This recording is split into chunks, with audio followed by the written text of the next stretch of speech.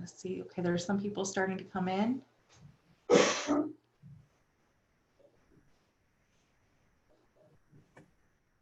Hello, everyone. As you're starting to come in, we're just going to hold off just a moment so that all of our attendees that were waiting can join us.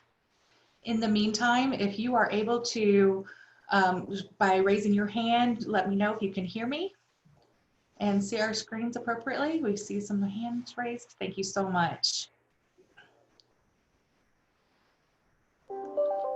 Okay, it looks pretty much like majority of everybody's must be in. So first off, thank you so much for attending tonight and for participating in this fall's Professional U. My name is Brooke Hammond and I'm the Employer Relations Coordinator at the Career Success Center at UNF. This event is one of many events offered by our center designed to assist students with preparing for their future careers. Throughout this entire week, there will be numerous sessions covering a variety of career-related topics. To view the sessions that will be offered this week, you can go ahead and please visit our website. I've included it in the chat box for you, and that outlines the entire schedule for this week.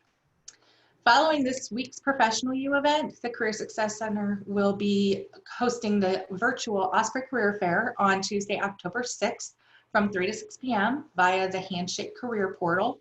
And we'll also be hosting the virtual Diversity Mixer, which we held the night prior on October 5th from 7 to 8 p.m. also on the Handshake Career Portal.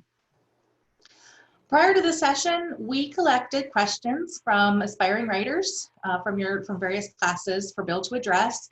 There were many questions submitted, and we will attempt to get through as many as possible as what we have time for today. We'll also be moderating both the Q&A chat box as well as the chat to answer any questions that you may have live today. We apologize in advance, however, if we are unable to address every question. Now I'd like to introduce our speaker, Bill Delaney, a marketing director, writer, and editor in Jacksonville.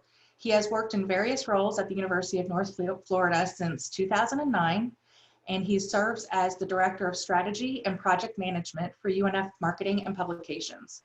He's also a co-owner of publications thejacksonmag.com, moderncities.com, and Edible Northeast Florida Magazine. He has earned both BA and MA degrees from English from UNF, and we thank you for joining us today, Bill. To get us started, can you tell us a little bit more about yourself, your experiences, and what motivated you to pursue this career? Sure. So I graduated from UNF in 2008.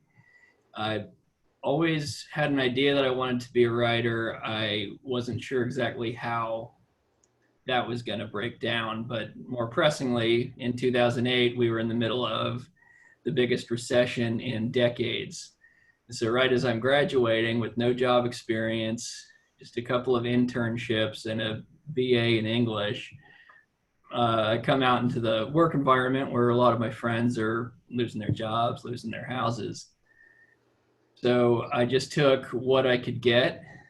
At UNF, there was a job opening in enrollment services processing for inputting applications, processing paper applications and inputting the data. And I was there for a year and a half. It was one of the most boring jobs I ever had, but of course I was happy to even have a job at that point.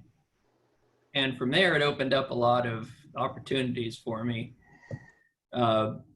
A year and a half later, there was the guy who was the vice president of student affairs at the time was looking for somebody to write letters and do newsletters and stuff like that for that division.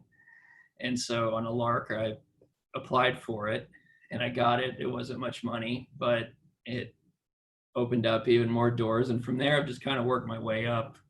Worked in a lot of different places in UNF. I used to work in career services with Brooke. I've worked in student affairs, enrollment services, and now the marketing office. So in my current job, I do some writing for, UNF publications, but I always wanted to do more, outside as well. So starting about 2014, I tried to strike out getting more of my work published. I'd always been writing. Never had any luck getting anything published. And I always had an idea of what I wanted to do just hyper local stories about Jacksonville. You know, it's the city I know. I've researched it a lot, and I always had this idea that if we put out stuff like that, there would be an audience for it. Well, needless to say, it took quite a while before I could find anybody willing to publish what I was writing. You know, it's pretty tough, you know, then like it is now, to get established doing writing. And so finally, I just decided I wasn't able to find, you know, local magazines are turning me down or only offering me like 450 words to do stories and not a lot of pay.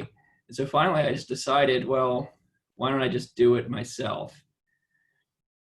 And so I had a couple of friends. They had a website called Modern Cities, and I pitched the idea to them to have a section of that be dedicated to just stuff around Jacksonville. And so we did that. It launched 2 years ago, and pretty immediately it got a bit of buzz in kind of the local media ecosystem. WJCT, the local NPR station, reached out to us and wanted to do a partnership where we would do radio pieces in addition to our writing, and they would help promote it and finance it. And that's been really good. More recently, my wife and I bought a part of the ownership of Edible Northeast Florida Magazine, as magazine on local food culture, kind of fits our MO. And it's been, you know, a new experience. You know, I was used to writing for the web where you don't have a bunch of the overhead or have to worry about word counts and costs and all of that. And so it's been, you know, a very rewarding experience. But I have to say, it can be tough out there. It's quite tough, much tougher than it used to be a professional writer. But it's not all bad news. It's easier than it ever has been to get stuff out in a place where readers can read it. Whether or not you're making money doing it is another thing. You know, and my advice when people, you know, approach me about this, I always say, well, you kind of have to reframe the way that you look at money. Like, don't look at the writing itself only as, you know, what you get paid for. Look at it as an opportunity to try to, you know, expand other things that might be valuable. You know, at the Jackson, we sell merchandise, you know, we get hired to do tours and stuff, and all of that makes us more money than the website makes. So it isn't all bad news, but yeah, it can be tough out there. Okay, I'll go into one of our first questions that was posed prior to the session. Can you describe and explain the value of your current and past writing, editing, and publishing projects? And can you expand on your Edible project or work as a Jacksonville historian? Yeah, so, you know, essentially, you know, probably the easiest way would be to just describe my day. You know, I start out in the morning, I do social media for my writing projects, 7 a.m., pretty much every day, and it takes about an hour.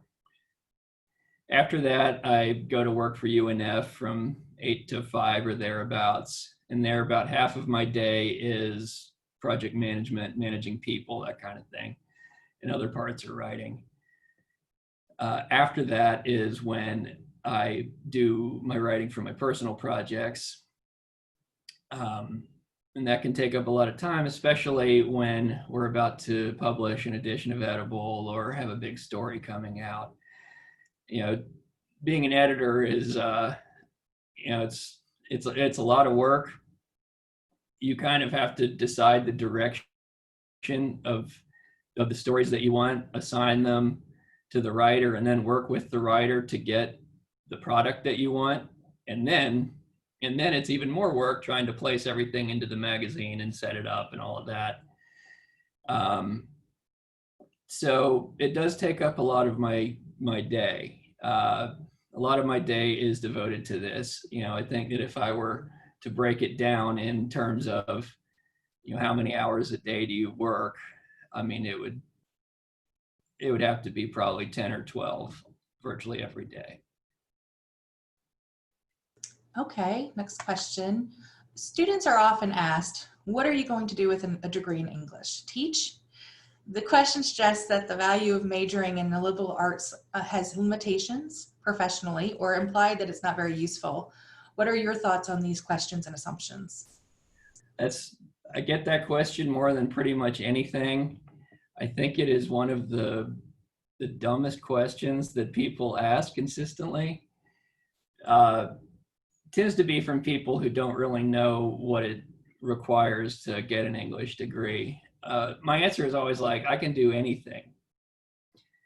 You know, a lot of degrees are essentially kind of job preparation for like a specific career. And I looked at English as more of life preparation. It's helping you with skills that you can take into any career, and also just enrich your life in general. I say that in English, there's always going to be a need for people who can write well, and for people with who can read material and understand what it's saying, or help other people find ways to write it. There's always going to be a need for critical thinking, and that's the kind of things that we learn as an English major. So I mean, you look in the business world, I mean, not just English, but a lot of liberal arts degrees. A lot of the CEOs of top companies are people that have degrees in the liberal arts. There's a lot of people, here at UNF, a lot of people, out in Jacksonville and in a lot of other places, that their original background is liberal arts. Absolutely. And we try to tell our students in our center all the time what their value is and that they can go into any industry. So that's very good knowledge to go to. Yeah, one thing I would add to that is, you're not going to, you're unlikely to get a job just based on your degree unless you're going into academia or teaching, which is, where that question comes from. But you can use what you learn to adapt to pretty much any other skill and learn just all sorts of different jobs. Absolutely. Do you have any professional or academic advice for students who are seeking a career in publishing or professional writing? Yeah, this one is tough. What I've started telling people is you need to kind of learn the money side before you go in. And that's one thing that, that historically our colleges haven't done a great job at is the transition. I mean, like, what you can expect to make. Like, there's almost, a thought, especially, writers more than publishers, that money is like bad for your writing, that you should write, be an artist. But if you want to make a living, you have to, you have to know the ins and outs of how to do that. And that can be, like you got to understand that, you're going to be working a long time probably before you see anything published. It's very likely you're going to have a, a second job or a day job, unless you have a lot of money from some other source. And the other advice that I would have is to stay with it. Make sure that you do it every day just to improve. Whether or not, you feel like you're making any headway in terms of getting things published or advancing in the industry, you have to have, you have to bring the goods before that even happens. So again, if you can look at it like, all right, I'm going to take this job and this will be my day job, and then my writing is going to be my main goal. I'm going to be moving towards that. Look at it that way, more than like your day job is something that is taking away from the progress that you want to make. It's very true. Now, I still see we have not received any questions in our Q&A or our chat, so please don't hesitate to ask a question. If one comes up, we will be moderating those areas. Just as kind of an aside from writing, but as a longtime employee of UNF, do you have advice for students about using professional services offered by UNF, namely Career Services or the Career Success Center? Yeah, and it's one of those things you probably hear all the time. I heard it all the time, and I still didn't act on it, but it's definitely go use those services. They're there because they're useful, and they're there because, it's people who are employed there specifically trying to help you. Of course, when I was a student, I didn't go in until I was a senior and I was getting ready to graduate. But even at that time, I would recommend going in a lot earlier and trying to find out what you'd like to do, before it becomes crunch time. But yeah, it's an incredibly valuable thing, and it can teach you some of the things that you're not learning in the classroom. One thing that UNF does really well is you learn a lot outside of the classroom, and that's because we have such a strong focus on student success, at all levels. The small class sizes, are great, but we also have a lot of resources, devoted to helping you. But I definitely say you won't regret going in. You may regret not. And Bill's right. It's never too early. Just come see us and to get any questions that you might have answered before you're ready to graduate. It's always good to be prepared with all of that. We had a question that just came in through the chat. I want to become a translator. I have a fair amount of writing experience from college in my free time. Do you think an English minor would be beneficial, or should someone in my position focus on something else for a minor? No, I think that it would be a solid thing. I mean, it kind of depends on what your major is, but it would definitely be something, I think, that at least would help you, hone your writing abilities, whether it's something that really works on the resume. I would say that's a great example of something that you can do if you have the skills that you learn as an English major. The reading comprehension, the ability to articulate yourself, think critically, adapt your thoughts to, the different audiences, especially when you're trying to translate. Obviously the person doesn't understand English, to be relying on you to do it. They're putting their trust in you to have those skills. How can, this is coming from the Q&A, how can one incorporate writing into their career if they major in something besides English, for example, international studies? So there's a lot of ways. Pretty much any organization is in need of some type of marketing or promotion. And that is something that, there's like a couple of core levels, I do it, every day, but there's a couple of core levels. You have to have good messaging, which means writing. You have to have good design, but design will also almost always involve some writing. And you have to have a good plan of getting things out there, and that requires communication skills. You have to know how to relate to the audience or to the people who are going to make the product. International studies would be something, assuming that's the field that you want to go into. You're almost certain to find a need for those kinds of things in whatever job you take. Focusing on your newest publication, what is your most favorite restaurant that you've written about regarding your writing for Edible? My favorite restaurant that I've written about? See, I haven't written about that many restaurants. My favorite topic that I've written on was eggs. And it was an article that looked at the ways that local farmers are trying to make money selling, eggs on a small scale.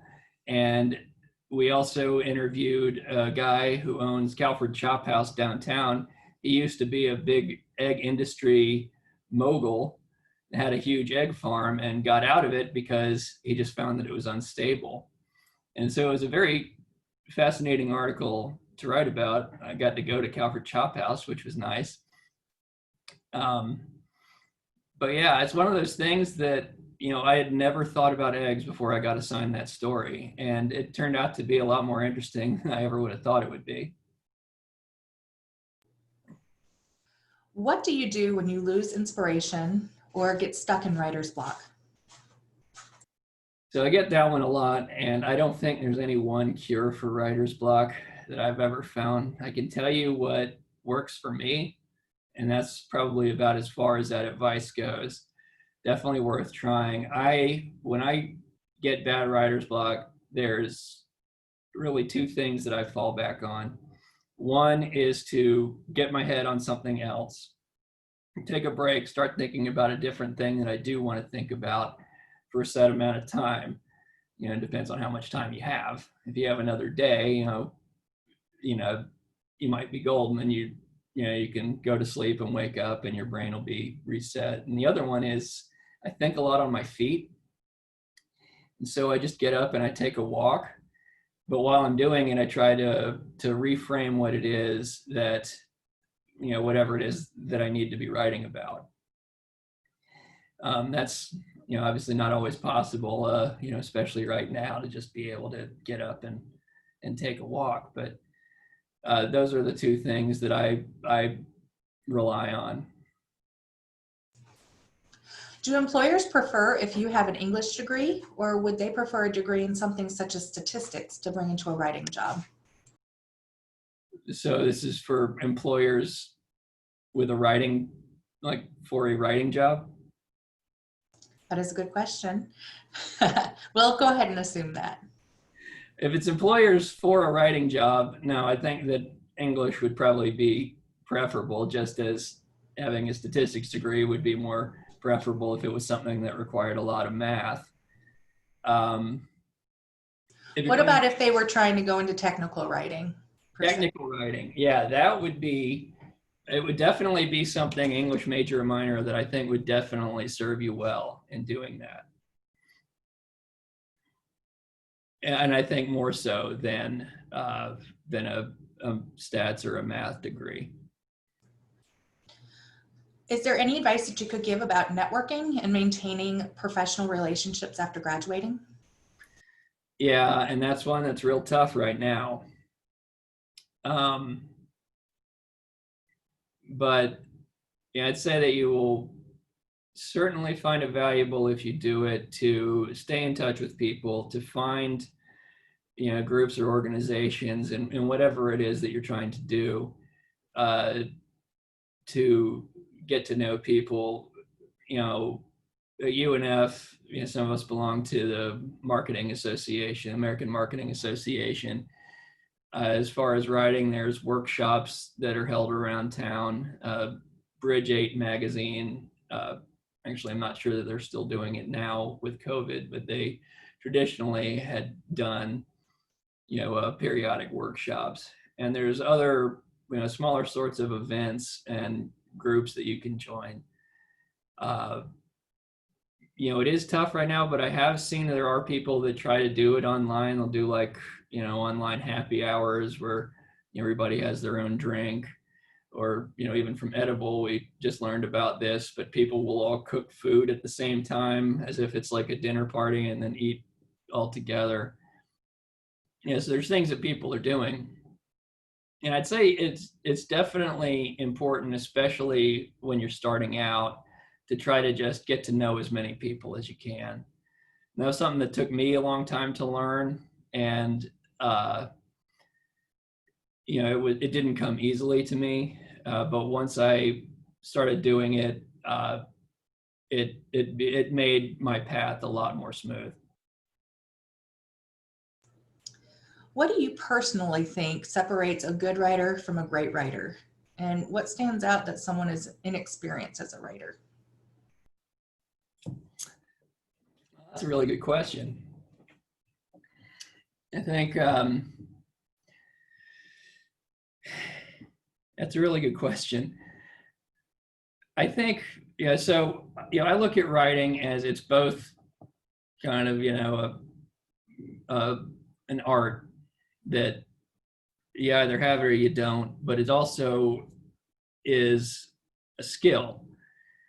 And that skill is anybody can learn. I believe anybody can become a decent, even a good writer.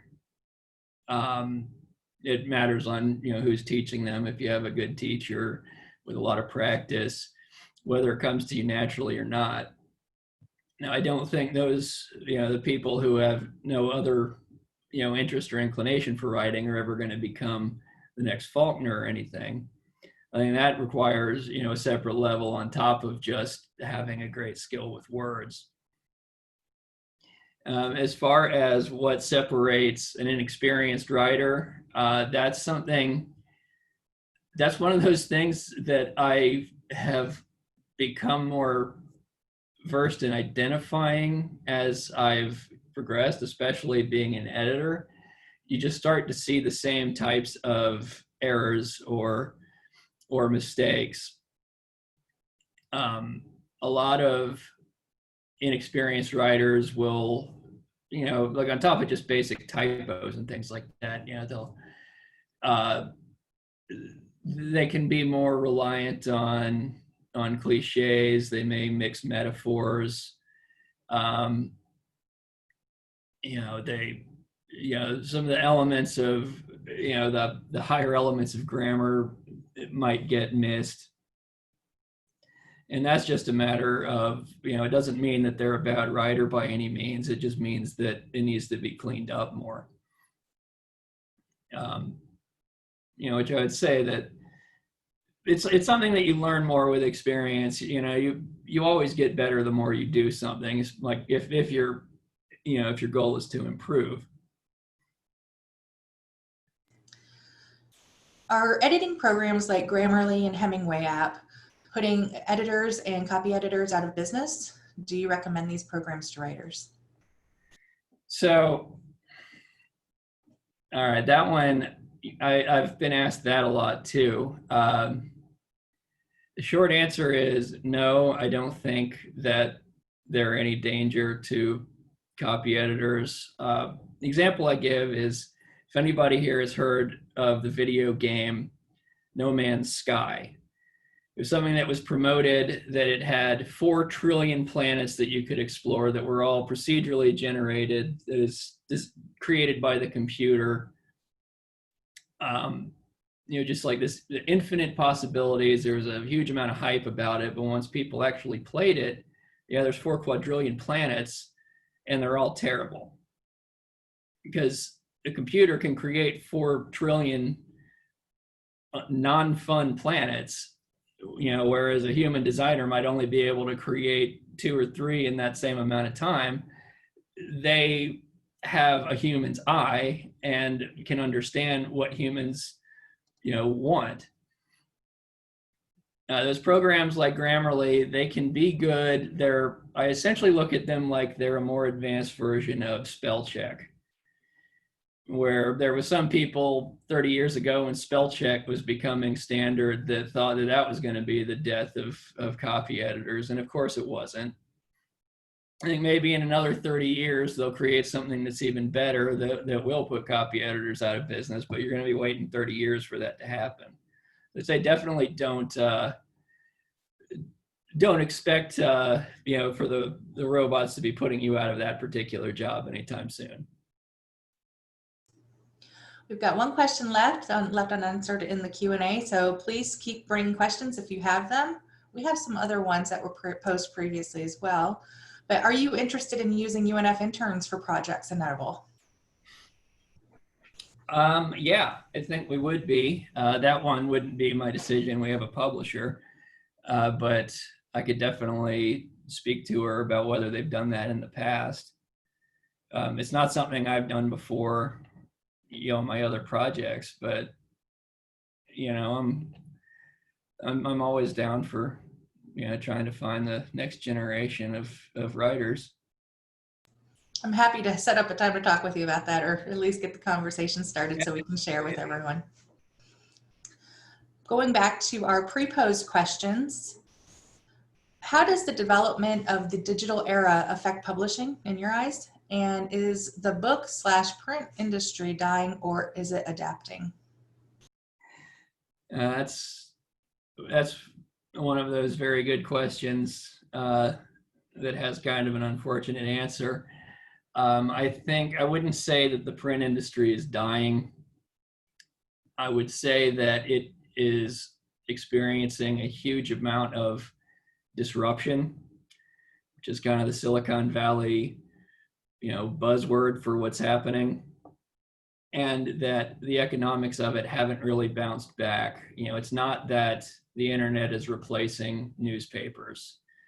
It's that inferior internet content is replacing what used to be good newspapers. And as far as books go, it isn't that the best stuff is being published, self-published or published online. It's that a whole bunch of stuff is being published online, and that takes money away from the people who are publishing books. At the same time, there are all sorts of new opportunities for people who wouldn't have had an opportunity 20 years ago. It's definitely a great time for people who work in niches. We found that writing, hyperlocal stuff about Jacksonville, that there's a bigger audience for, kind of in-depth stories on Jacksonville history than anybody had thought before. You see it in all sorts of other industries, though, like all sorts of kind of micro genres that pop up in fiction. So there's an ability now to get your werewolf fiction published and actually have people read it. You're still probably not going to make a ton of money, but it's more than you would have gotten 20 years ago.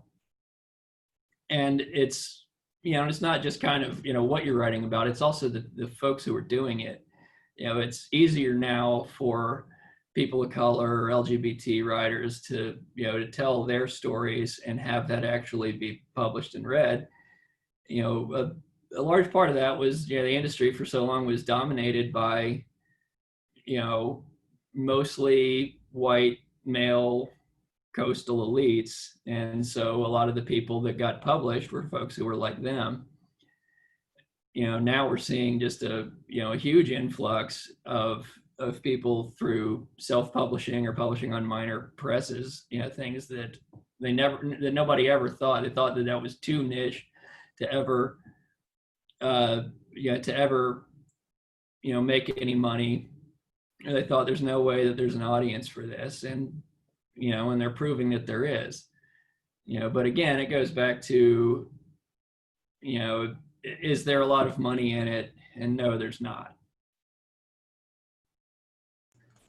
Well, and on that note too, what are your thoughts on traditional publishing versus self-publishing? So I'm reading a pretty interesting book right now by William Deresiewicz called The Death of the Artist. And he talks about the ways that the kind of the new media landscape is just changing the arts. To him, it's mostly for the worse, although he does make mention of the things that are better and easier. One thing, so one big change is now you can get stuff done, you can get it published, you can get it marketed, you can do all the things that a big publisher might have done for you in the past, or if you're lucky, might do it now. The thing is, you have to do all of that, or you have to pay somebody to do it. You don't sign a contract to write a book anymore, get an advance, and then they handle all the marketing and they book you for tours and they handle the social media.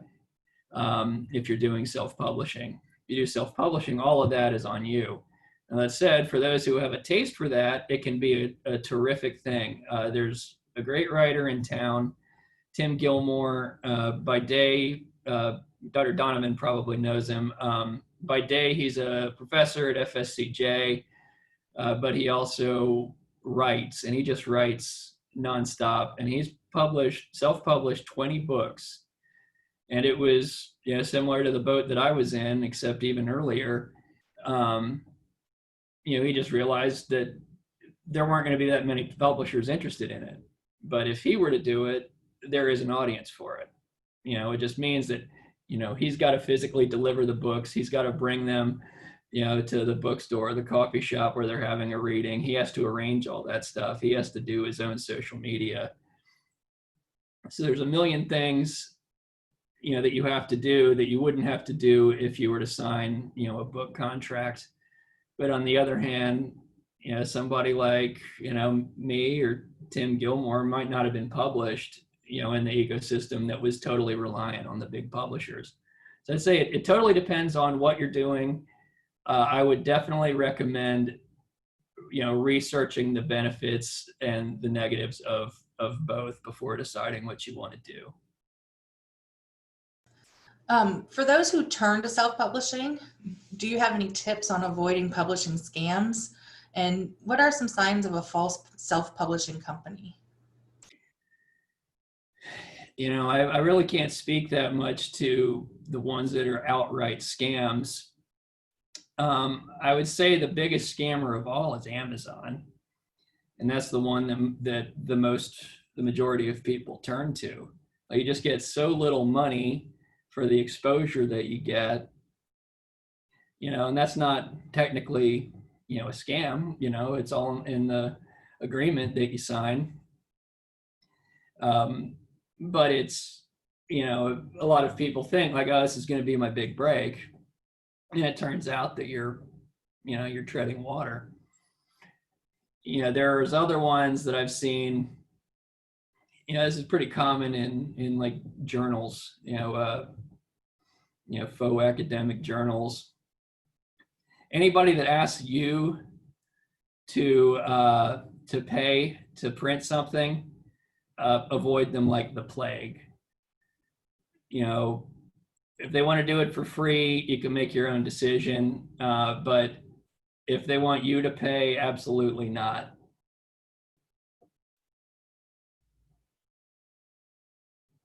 Hey, Brooke, you're still Sorry. Sorry about that. Aside from the daily writing, do you practice various writing exercise to improve your writing chops? I really don't. I used to in the past, try to do prompts. It's not something I've really found. I mean, it's really more time. I don't have the time to do it anymore. And I just kind of hope that the advantages that I get from doing that will come from just the vast amount of writing that I have to do 1 week to the next. But when I was doing it, I did find prompts to be useful. That's and they can be on all different things. And it's nice to know that you're writing something. It doesn't matter if it's going to be successful or if anybody else is even going to read it, just to hone your skills. What book or books have you read that have had a big influence on you? Oh, Lord. That's going to be a long list. I'll try to narrow it down. Let's say Absalom by Faulkner, The Greenlanders by Jane Smiley, Blood Meridian by Cormac McCarthy, The Autobiography of an Ex-Colored Man by James Weldon Johnson, and Mules and Men, Zora Neale Hurston. Those are all things that I read that I think have informed the way that I write a lot. Some in different ways. They're definitely books I'd recommend for, just, your reading pleasure. Well, we have approximately 5 minutes left. And we have answered all of our questions that have been posed. In the case that we don't have any other questions, do you have any final thoughts for our aspiring writers? Yeah, absolutely. My main thing is, don't listen to anybody that that knocks your major or your abilities. You know, if it's hard to hear, just remember that you make your own path, and what the things that you learn in an English degree, the reading comprehension, the ability to write, critical thinking skills, those are all things that are never going to be less important than they are right now. And they're things that you can continue to improve on, without having to go back to college, just in your daily life, through other jobs that you do, or for, if you do pursue writing. And beyond that, I just say, just stick with it. Reach out to me if you have any other questions. I'm always happy to talk to, the emerging writers. Well, special thanks to Bill for joining us tonight and giving his words of advice and answering all of our questions. And thank you all for participating and asking such insightful questions yourself. Thank you for attending the session today, and you will be receiving an email following the session that will be asking for your feedback. So we really do appreciate you returning that survey to us. Be sure to check out our other professional use sessions as well. And I wish you all a great evening. Thank you, Bill. It's my pleasure.